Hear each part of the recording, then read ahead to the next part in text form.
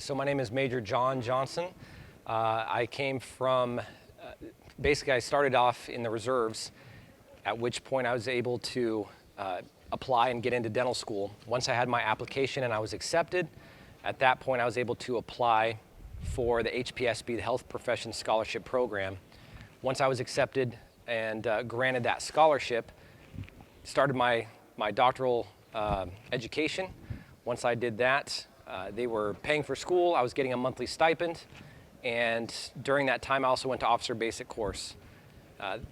Once I graduated school, went on active duty, served my 4 years at Fort Cavazos, which was formerly known as Fort Hood, served as the SRP OIC for the dental component there, as well as a dental officer in a couple of the dental clinics.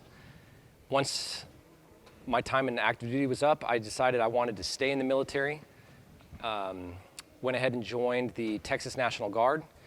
So there I served with the 197th Special Operations Support Company Airborne.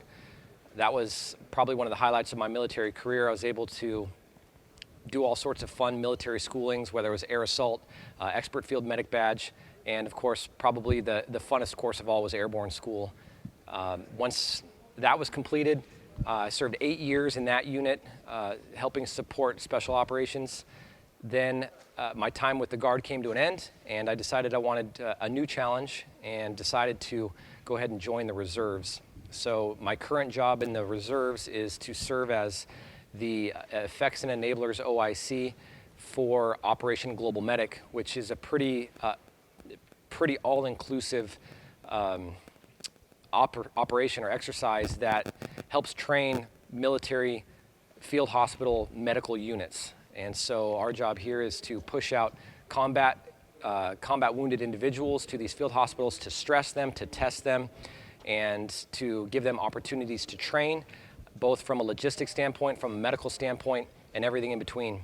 Once I graduated high school, I went to Western Washington University up in Bellingham, Washington, and got my degree. I have a Bachelor of Science in biology, minors in chemistry and business administration.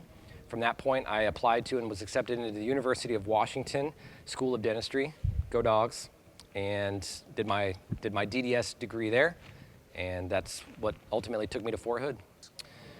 So I grew up in a military household. My father was in the United States Navy. I have two brother-in-laws. One is a battalion commander in the United States Marine, and one is an F-18A Super Hornet pilot who actually was the commanding officer at Top Gun in Fallon, Nevada for a long time. So I always had pretty good role models to look up to. I knew the military was something that I really enjoyed. I grew up around it my entire life. I didn't really know anything different. And so I knew that that was possibly a route I wanted to go. But how I heard from it was actually from other dentists that had gone that route. There's an incredible number of physicians and dentists who have used the military to help pay for school and then also get experience afterwards. And so that kind of piqued my interest, and I knew that was something that I wanted to explore. So I sought out more information from a recruiter, was able to find what I needed, and from that point, the rest is history. I can say I have no regrets about it, and especially when I start to look at the student debt that's happening now, I would have graduated with about $200,000 in student debt, and this would have been back in 2010. I have associates that work for me now, and their debt's upwards of $400,000 to $600,000. So during school, I received a stipend of back then it was about $2,000 a month, in addition to some health coverage, in addition to them paying for all of my school, books, materials, supplies, etc. So a huge benefit there, and in exchange, I owed 4 years of active duty service time and 4 years in the IRR, Individual Ready Reserve. So that was a great benefit for me too, because that gave me 4 years of experience to work in the military, work closely with specialists to get experience that otherwise you would just not get in the private practice world. So it was pretty much a no-brainer for me, and the 4 years of IRR didn't really affect me too much because I decided to continue my military career, as I said, in the Texas Guard, and that took care of that requirement, and now I've been in for 17 years and I'm pushing for more. For dental school, I was actually able to apply, generally you apply to multiple schools. I applied to 10 different schools. I'm from Washington, I'm a Husky fan, so when I got accepted at University of Washington, that was my #1 choice, so that was an easy decision for me. In terms of the opportunities for attending specialty schools, the Army did have lot of different options, and I was able to apply to several different schools. I applied to orthodontics, mostly because my commanding officer at the time was kind of pushing me that direction, saying, hey, you should apply for something just in case you change your mind. And so I picked one and ultimately decided I wanted to do something different. But it was definitely an option, and I've got a lot of friends who went that route, and they're doing well, and they're very, very happy with what decisions they've made. I know that when I was in school, my future was, for the next 8 years, was planned out. So from day one of dental school, I'm like, hey, 4 years of school, 4 years of Army payback. The only question was, where am I going to go? And they let me know pretty well in advance, about December of my senior year, hey, you'll be going to Fort Cavazos. And we were able to start making plans.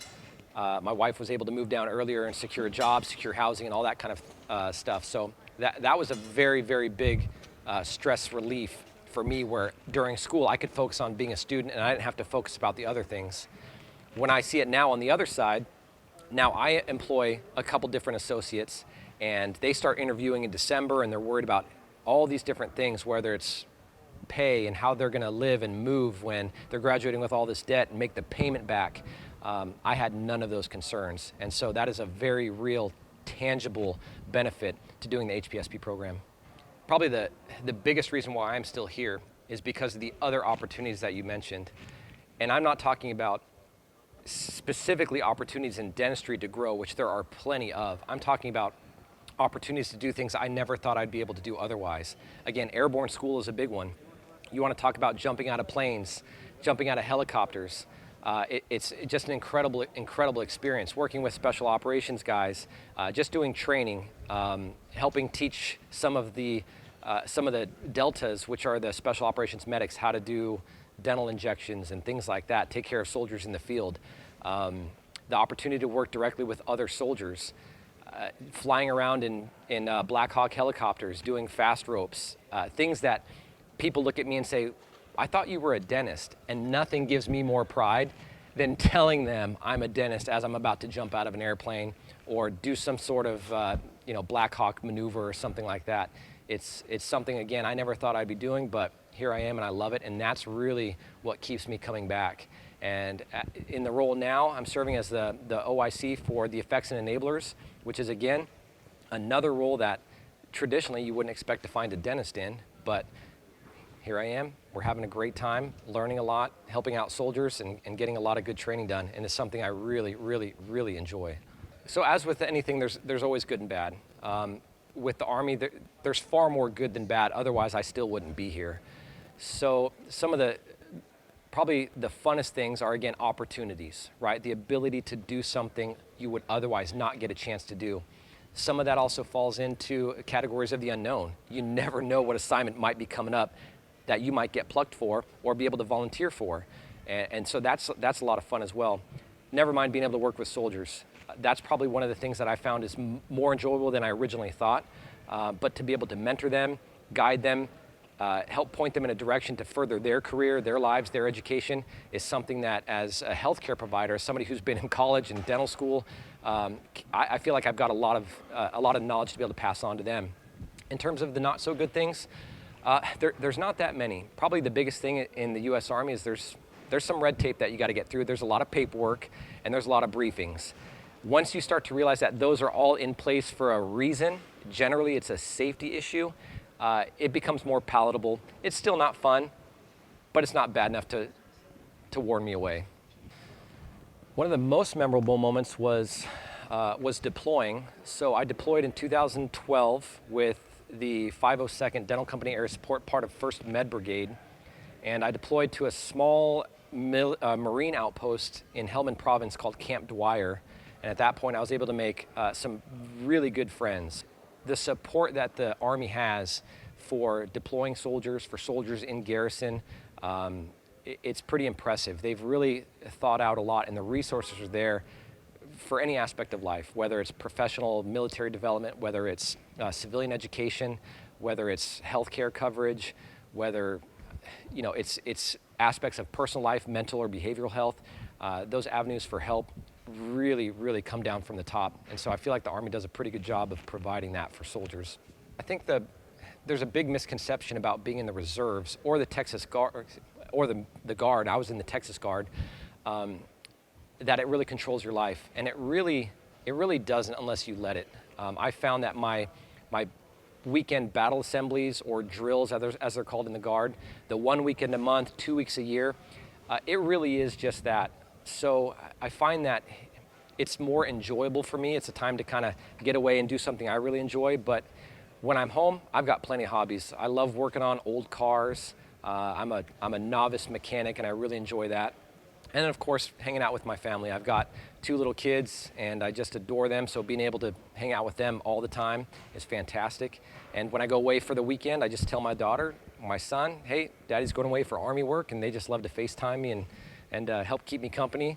But yeah, I think it's absolutely what you make of it, and when you have the right attitude and you know what you're getting into, it can be very, very beneficial, very fulfilling, and it can really provide a lot of benefits for you and your family. I've been to, quite a few military bases and stations in my life. I was born at Portsmouth Naval Hospital, so the Dam Neck area, from my father being in the Navy. We were then stationed in Italy, so I've been to several military bases in Italy, in Germany. Obviously, I've been deployed, so I've seen military bases downrange. I grew up in Washington, so being around Fort Lewis, which is now Joint Base Lewis McChord, Air Force bases, Army bases, Marine bases, again at Fort Cavazos, prior known as Fort Hood. And so I've got a pretty good idea of what the military bases are like, from Fort Benning to Fort Hunter Liggett to Fort Gordon, Fort Hunter, all those bases in Georgia. Again, they're in great places, and it is what you make of it, but I haven't found a duty station that I haven't found something positive about. I'm, again, partial to Fort Lewis, or Joint Base Lewis McChord, and Fort Cavazos. Those are my homes, and I think there's just a lot of good places to be out there. Opportunities are everywhere. Focus on your education, don't worry about the rest.